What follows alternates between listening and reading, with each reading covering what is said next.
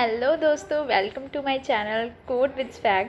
मैं हूँ रितिका। तो मैं आपको सिखाऊंगी C++ हिंदी में, जो कि ये बहुत ज़्यादा ही यूज़फुल वीडियो होने वाली है बिगनर्स के लिए। मैं मान के चल रही हूँ कि आप फ्रेशर्स हो, आपको अभी कुछ भी नहीं आता है कोडिंग का। तो हम स्टार्टिंग से बेसिक से ही जो है वो चीज़ें स्टार्ट करेंगे। चलिए शुरू करते हैं।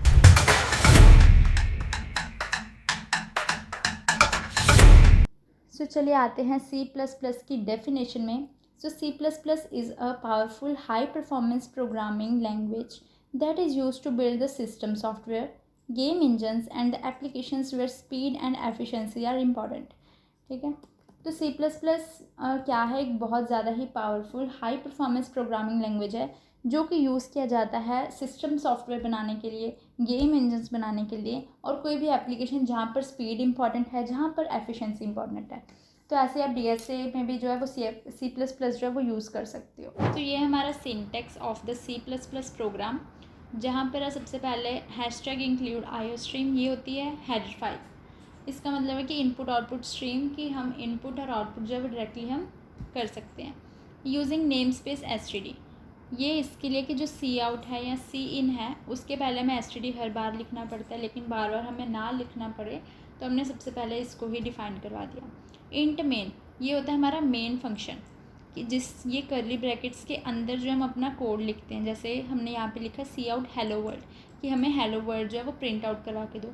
और लास्ट में है रिटर्न 0, कि हमारा ये कोड जो है सक्सेसफुली यहाँ पे एंड हो चुका है। तो ये हमारा सबसे जो है वो सिंपल जो है बेसिक कह लो कि सिंटेक्स है ऑफ द C++ प्रोग्राम का।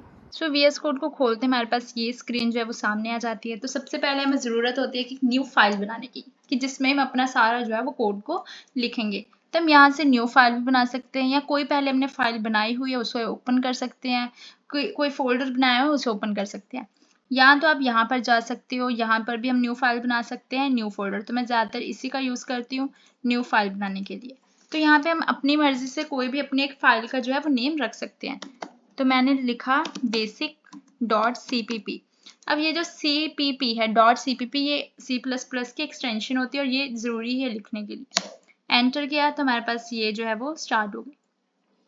तब इसे टर्मिनल पे हम अपना जो है वो कोड जो लिखेंगे। तो सबसे पहले हम लिखेंगे #include IOStream using namespace std। तो इन दो लाइनों को आपने हर एक कोड में लिखना, और ये जो दो लाइन्स हैं ये हर कोड में यूज होती हैं। क्यों? क्योंकि #include IOStream, IOStream मीन्स कि इनपुट आउटपुट स्ट्रीम, किससे हम इनपुट जो है वो ले भी सकते हैं और आउटपुट दे भी सकते हैं। तो ये तो हर में ही यूज होना, हर एक कोड में। ये फर्स्ट लाइन यूज हो गया। और सेकेंड है कि यूजिंग नेम स्पेस std, जब भी हमने सी आउट करवाना होता है, कोई भी लाइन को हमने प्रिंट करवाना होता है, तो हमें उससे पहले std लिखना पड़ता है। तो हमें बार बार ना लिखना पड़े तो हमने इसको पहले ही जो है वो डिफाइन करा दिया, कि इसका काम जो पहले खत्म कर दिया। तब हम क्या करेंगे, कोई भी हमने कोड लिखना है उसको हमने लिखना होता है अपने मेन फंक्शन के अंदर। तो मेन फंक्शन है इंट मेन, इनको लिखते हैं ऐसे, और करली ब्रैकेट्स के अंदर हमें अपना यहाँ पे जो है वो कोड लिखना है। तो मेन फंक्शन के अंदर जो भी कोड लिखोगा वो ही चीज़ वो जो है वो रन होगी। तो सबसे पहले हमने सी आउट करवाना है, कि मुझे हेलो वर्ड जो है वो प्रिंट आउट करवाना है। सी आउट किया कि हमें क्या आउटपुट चाहिए, सी आउट क्या आउटपुट चाहिए, हेलो वर्ल्ड, हेलो वर्ल्ड। और जब भी सी आउट वाली लाइन जो है वो खत्म हो जाए तो लास्ट में हमने सेमीकोलन डालना नहीं भूलना। तो ये मेरे पास हो गया। तो इसके बाद हमने एक लाइन लिखनी होती है रिटर्न 0, मतलब कि ये चीज़ OS को बता रही है कि रिटर्न 0 मतलब कि कोई भी इसमें एरर नहीं है। ठीक है, अगर रिटर्न 1 होता है मतलब इसमें कोई ना कोई फेलियर है। रिटर्न 0 मतलब कि कोई भी इसमें एरर नहीं है और ये जो कोड है वो सक्सेसफुली जो है रन करेगा। तो रन करने के लिए हम यहाँ पे जाएंगे रन कोड, या तो Ctrl+Alt+N आप दबाओगे कीबोर्ड से, तब भी ये कोड जो है वो रन हो जाएगा। तो मैं यहाँ से करूँगी रन कोड। तो मेरे पास जो है हेलो वर्ल्ड देखो कितना अच्छा प्रिंट होकर आ गया। तो मैंने कोई और लाइन भी प्रिंट करवानी है, जैसे मेरे चैनल का नाम है, चलो देखते हैं, स्वैग वाला चैनल, कोड विद स्वैग। तो मैंने इस चीज़ को जो है वो प्रिंट कराना है तो सेमीकोलन डाल दिया। तो ये मेरे पास आ गया। अब आप सोचोगे कि हेलो वर्ल्ड मैंने ऊपर लिखा है, सी आउट ये कोड विद स्वैग मैंने नीचे लिखा है, तो ये दोनों लाइंस ऐसे प्रिंट होंगी। चलो देखते हैं। नहीं, ये ऐसे नहीं हुई। Hello world code with swag इकट्ठे हो गए, जो कि कितना गंदा लग रहा है। तो गंदा हमने रहने नहीं देना है, हम करेंगे इसको सही। सही कैसे करते हैं? जब भी हमने कोई भी चीज़ को नेक्स्ट लाइन में प्रिंट कराना होता है तो हम लिखते हैं एंडल। एंडल मतलब कि एंड लाइन की हेलो वर्ल्ड दो, फिर नेक्स्ट लाइन पे आओ। तो नेक्स्ट लाइन पे आके हमारे पास कोड विद स्वैग आप ये वाली चीज़ प्रिंट करवाओ। तो मैं जाऊंगी दोबारा से रन कोड पे। अब देखो hello world code with swag, वाह कितना अच्छा ये चीज़ जो है वो लिख के आ गई हमारे सामने।